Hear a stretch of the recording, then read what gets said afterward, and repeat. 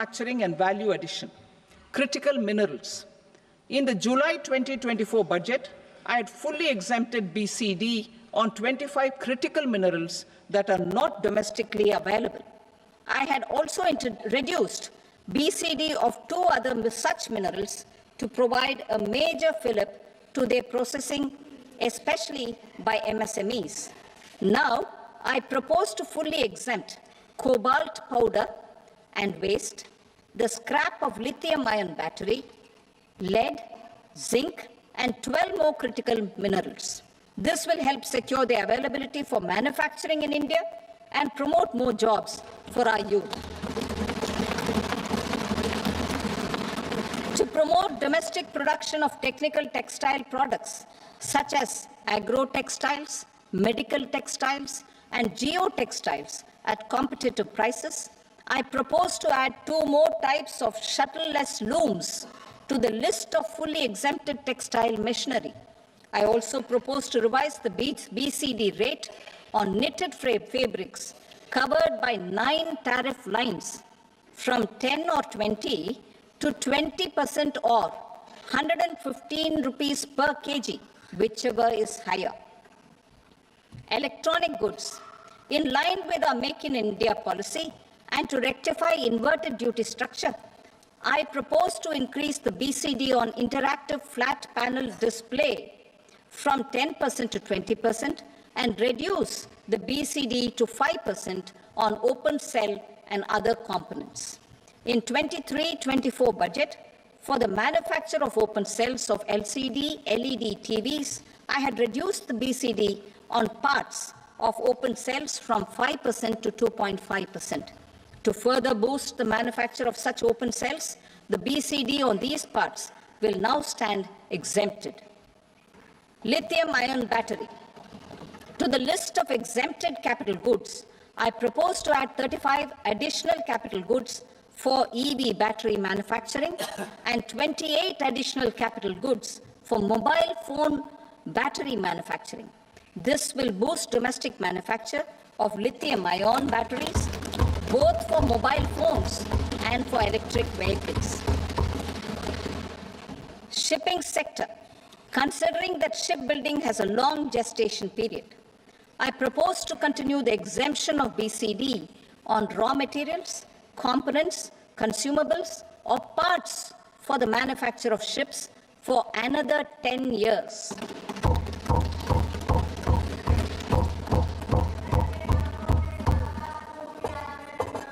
I also propose the same dispensation for shipbreaking to make it more competitive. Telecommunication. To prevent classification disputes, I propose to reduce the BCD from 20% to 10% on carrier-grade Ethernet switches to make it at par with non-carrier-grade Ethernet switches. Export promotion. To facilitate exports of handicrafts, I propose to extend the time period for export from 6 months to 1 year, further extendable by another 3 months if required. I also propose to add 9 items to the list of duty-free inputs. Leather sector. I propose to fully exempt BCD on wet blue leather to facilitate imports for domestic value addition and employment. I also propose to exempt crust leather from 20% export duty to facilitate exports by small tanners. Marine products. To enhance India's competitiveness in the global seafood market, I propose to reduce BCD from 30% to 5% on frozen fish paste, surimi, for manufacture and export of its analog products. I also propose to reduce BCD from 15% to 5% on fish hydrolysates for manufacture of fish and shrimp feed. In July 2024 budget, to promote development of domestic MROs for aircraft and ships, I had extended the time limit for export of foreign origin goods that were imported for repairs from 6 months to 1 year and further extendable by 1 year. I now propose to extend the same dispensation for railway goods. Time limit for provisional assessment. Presently, the Customs Act 1962 does not provide any time limit to finalize provisional assessments, leading to uncertainty and cost to trade. As a measure of promoting ease of doing business, I propose to fix a time limit of 2 years, extendable by a year, for finalizing the provisional assessment. I propose to introduce a new provision that will enable importers or exporters, after clearance of goods, to voluntarily declare material facts and pay duty with interest but without penalty. This will incentivize voluntary compliance. However, this will not apply in cases where department has already initiated audit or investigation proceedings. For industry to better plan their imports, I propose to extend the time limit for the end use of imported inputs in the relevant rules from 6 months to 1 year. This will provide operational flexibility in view of cost and uncertainty of supply. Further, such importers will now have to file only quarterly statements instead of a monthly statement.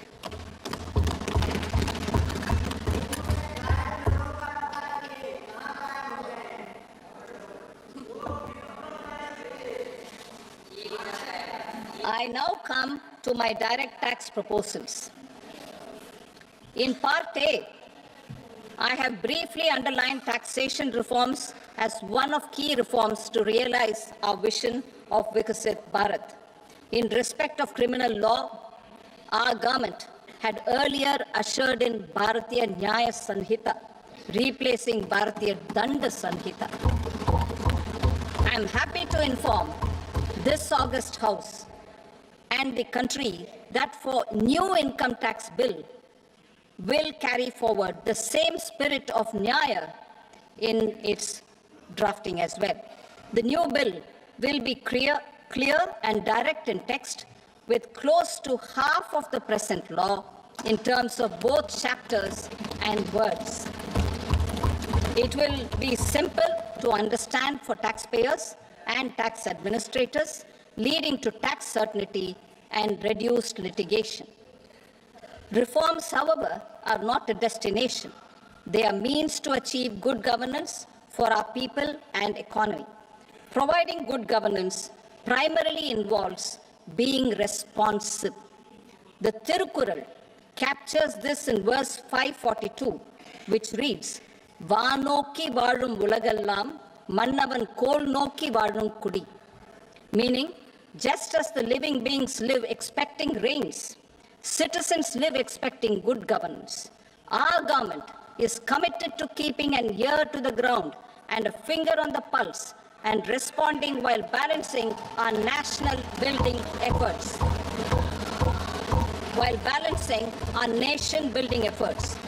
The following measures will detail just how our government will, under the guidance of PM Modi, has taken steps to understand and address. I repeat that sentence, sir. The following measures will detail just how our government, under the guidance of PM Modi, has taken steps to understand and address the needs voiced by our citizens. My tax proposals are guided by this spirit. The objectives of my proposals are as follows. Personal income tax reforms with special focus on middle class. Rationalization of TDS and TCS for easing difficulties. Encouraging voluntary compliance. Reducing compliance burden. Ease of doing business. Employment and investment. I will come to my proposal on personal income tax towards the end. TDS and TCS, rationalization for easing difficulties. I propose to rationalize tax deduction at source, TDS, by reducing the number of rates and thresholds above which TDS is deducted. Further, Threshold amounts for tax deduction will be increased for better clarity and uniformity. The limit for tax deduction on interest for senior citizens is being doubled from the present 50,000 rupees to 1 lakh rupees.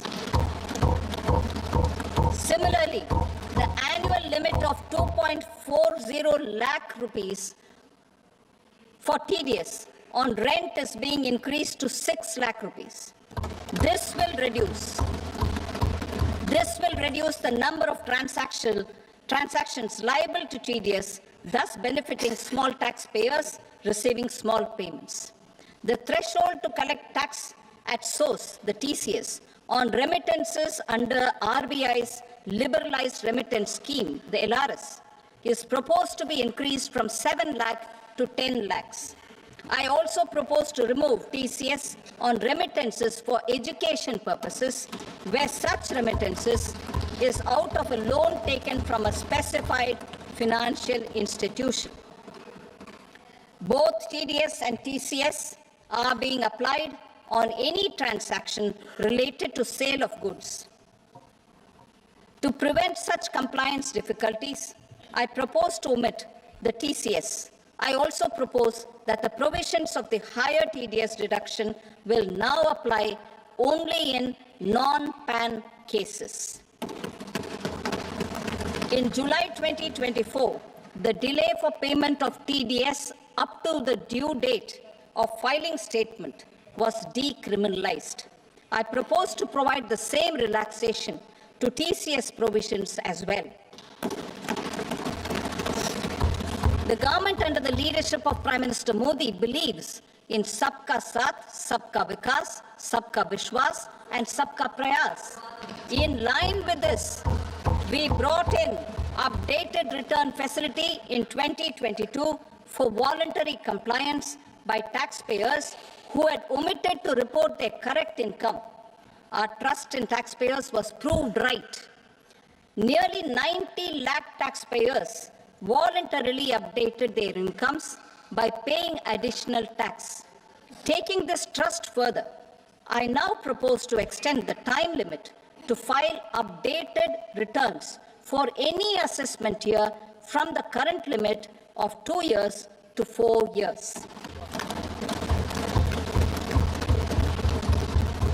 I propose to reduce the compliance burden for small charitable trusts and institutions by increasing their period of registration from 5 years to 10 years. It is also proposed that disproportionate consequences do not arise for minor defaults, such as incomplete applications filed by charitable entities. Presently, taxpayers can claim the annual value of self-occupied properties as nil only on the fulfillment of certain conditions. Considering the difficulties faced by taxpayers, it is proposed to allow the benefit of 2 such self-occupied properties without any condition. To streamline the process of transfer pricing and to provide an alternative to yearly examination, I propose to introduce a scheme for determining arm's length price of international transaction for a block period of 3 years. This will be in line with global best practices. With a view to reduce litigation and provide certainty in international taxation, the scope of safe harbor rules is being expanded.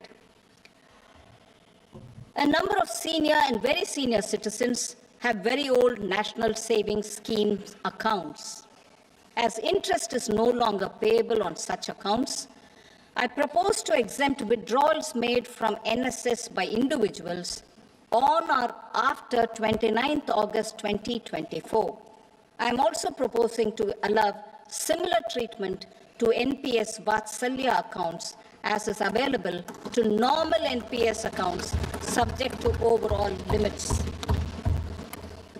In my speech in July 2024, I had promised that all processes, including giving effect to appellate orders, shall be digitalized and made paperless. Over the next 2 years, So I'm happy to announce that digitalization is being made operational now. In July 2024, we brought in the Vivad Se Vishwas scheme to resolve income tax disputes pending in appeal.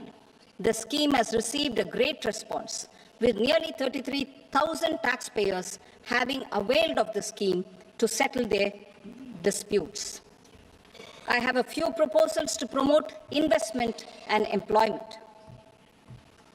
It is proposed to provide a presumptive taxation regime for non-residents who provide services to a resident company that is establishing or operating an electronics manufacturing facility.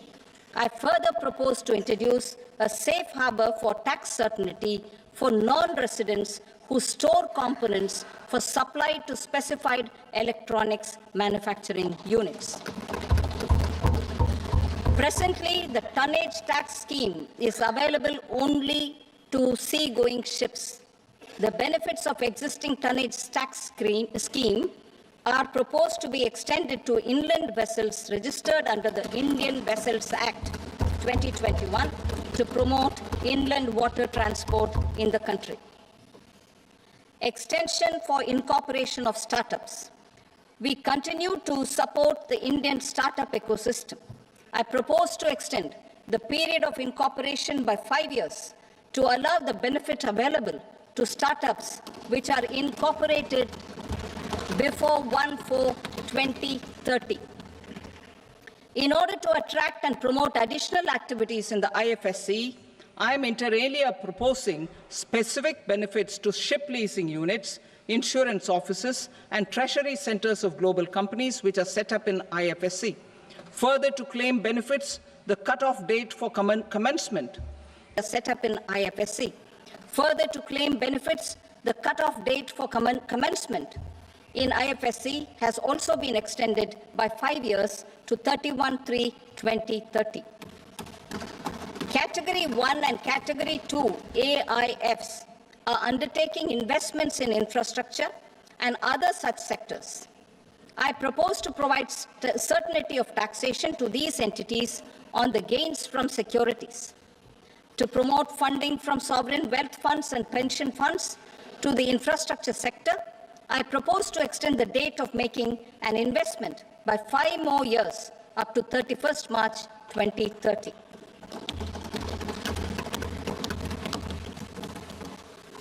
Personal income tax reforms with special focus on middle class. Democracy, demography, and demand are the key support pillars in our journey towards Vikasit Bharat. The middle class provides strength for India's growth. This government, under the leadership of Prime Minister Modi, has always believed in the admirable energy and ability of the middle class in nation building. In recognition of their contribution,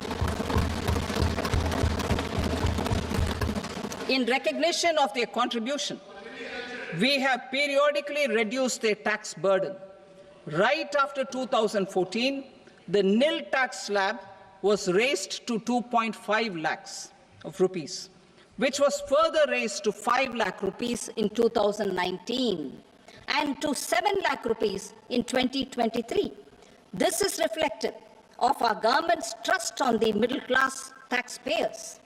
I am now happy to announce that there will be no income tax payable up to income of 12 lakh rupees.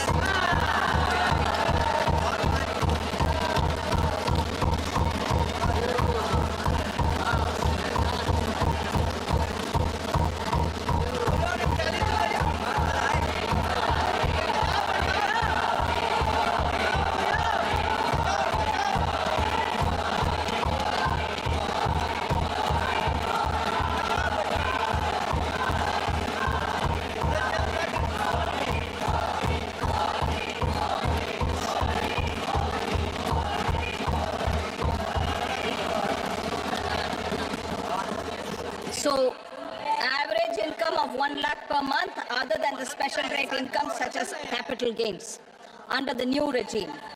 This limit will be 12.75 lakh for salaried taxpayers due to the standard deduction of 75,000.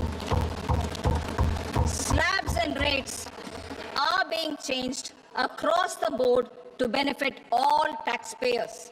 The new structure will substantially reduce the taxes of the middle class and leave more money in their hands, boosting household consumption, savings, and investment.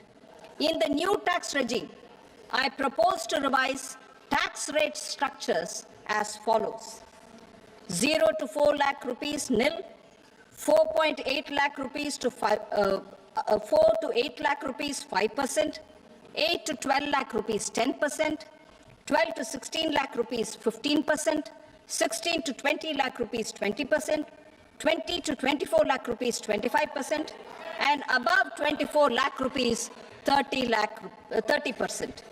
To taxpayers up to 12 lakh of normal income, other than special rate income such as capital gains. I read that again. To taxpayers up to 12 lakh of income, other than special rate income such as capital gains, tax rebate is being provided in addition to the benefit due to slab rate reduction in such a manner that there is no tax payable by them. The total tax benefit of slab rate changes and rebate at different income levels can be illustrated with a few examples. A taxpayer in the new regime with an income of 12 lakh rupees will get a benefit of 80,000 rupees in tax, which is 100% of tax payable as per the existing rates. A person having income of 18 lakh rupees will get a benefit of 70,000 rupees in tax, that is 30% of tax payable as per existing rates. A person with an income of 25 lakh gets a benefit of 1,10,000 rupees, that is 25% of his tax payable as per existing rates.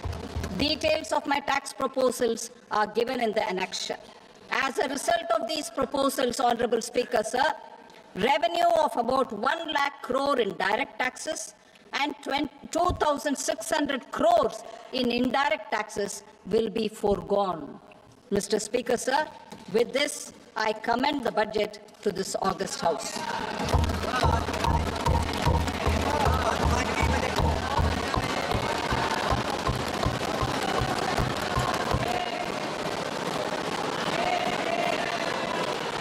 Item number 2, Srimati Nirmala Seetharaman. Sir, with your permission, I rise to lay on the table the following statements under Section 3(1) of the Fiscal Responsibility and Budget Management Act, 2003. Medium-term fiscal policy cum fiscal policy strategy statement and macroeconomic framework statement. Item number 3, Srimati Nirmala Seetharaman. Sir, with your permission, I rise to move for leave to introduce the Finance Bill 2025. प्रश्न ये है कि विधेयक को पुनर्स्थापित करने की अनुमति प्रदान की जाए। जो सदस्य इसके पक्ष में हाँ कहें, जो सदस्य विरोध में ना कहें। मेरे विचार में निर्णय हाँ वालों के पक्ष में हुआ, हाँ वालों के पक्ष में अनुमति प्रदान की जाती है। माननीय मंत्री जी, अब विधेयक को पुनर्स्थापित करें। Sir, I introduce the bill. Thank you. सभा की कार्रवाई सोमवार दिनांक 3 फरवरी 2025 को प्राप्त 11 बजे तक के लिए स्थगित की जाती है।